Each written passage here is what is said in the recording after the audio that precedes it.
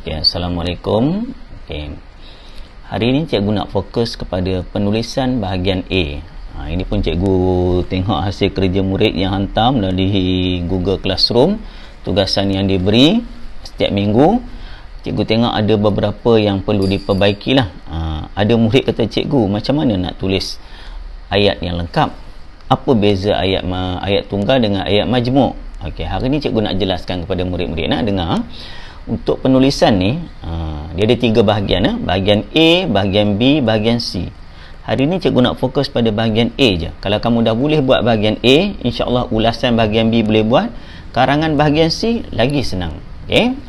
Jadi untuk buat bahagian A ni, bila dapat saja kertas soalan, cikgu tengok pengalaman sewaktu murid periksa, sewaktu murid ujian, bila dapat saja, ada murid terus menulis.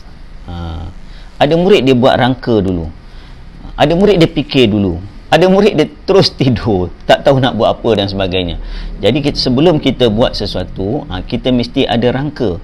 Okey, untuk mudah, cikgu lebih suka kalau kita nak buat bahagian A ni, kita tengok gambar, ingat je, kita mesti ada formula terpulang lah. Biasanya cikgu guna dengan murid paling mudah SAD, ataupun cikgu kata saya anak datuk, ataupun SAD itu maksudnya siapa, apa, di mana. Itu paling mudah lah.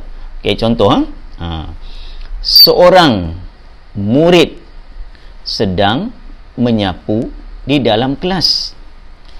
Siapa? Seorang murid. Apa? Dia sedang menyapu. Di mana? Di dalam kelas. Lengkaplah ayat tersebut. Siapa, apa, di mana. Dia kalau ayat formula yang lain pula, kita boleh guna juga formula watak.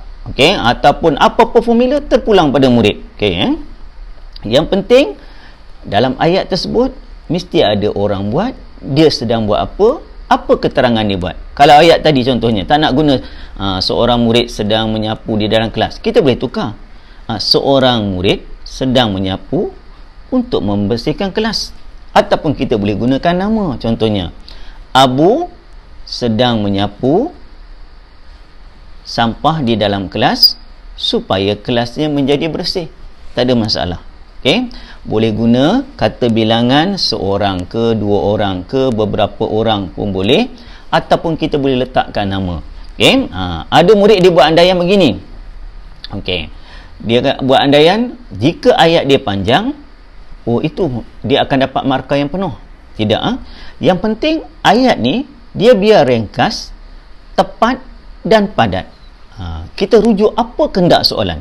Yang penting sekali, sebab tu bila sebelum kita menjawab, kita tengok dulu arahan soalan buat apa. Biasanya kalau soalan untuk bahagian A, dia akan tanya 3 soalan. Yang popular lah. Tulis 5 ayat yang lengkap tentang gambar. Tulis 5 ayat yang lengkap aktiviti dalam gambar. Ataupun yang ketiga, tulis 5 ayat yang lengkap situasi dalam gambar. Tengok apa dia hendak. Aktiviti ialah perbuatan, situasi ialah keadaan, dan yang ni lagi satu tentang gambar. Tentang gambar, apa saja dalam gambar itu saja kita cerita. Contohnya gambar, kalau gambar kebakaran, dalam gambar kebakaran tu ada rumah terbakar, ada pun jiran-jiran sedang menyimbah air dan sebagainya.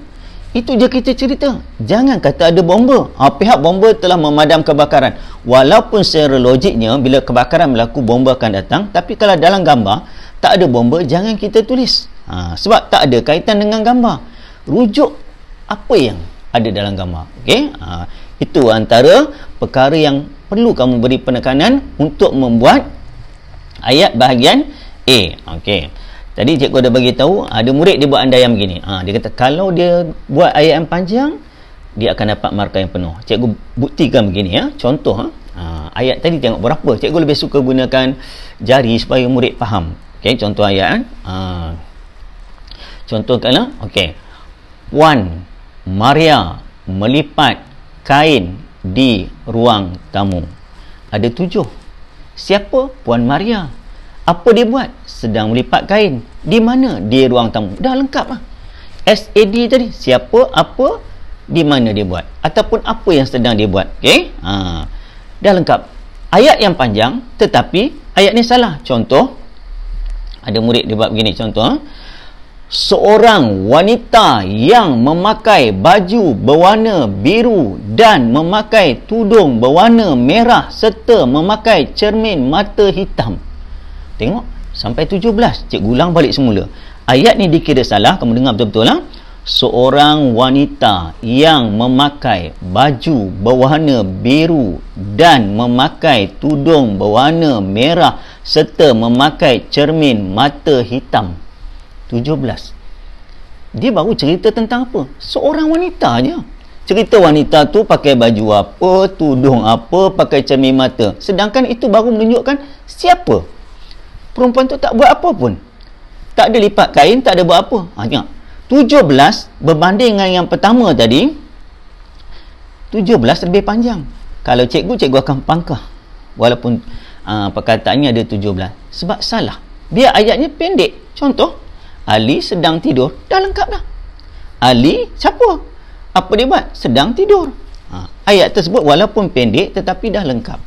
Panjang tidak semestinya ayat tersebut betul lah. Jadi untuk murid mudahnya, jadi kesimpulannya, cikgu dengan cikgu tak nak cerita yang panjang, biar pendek, yang penting kamu faham.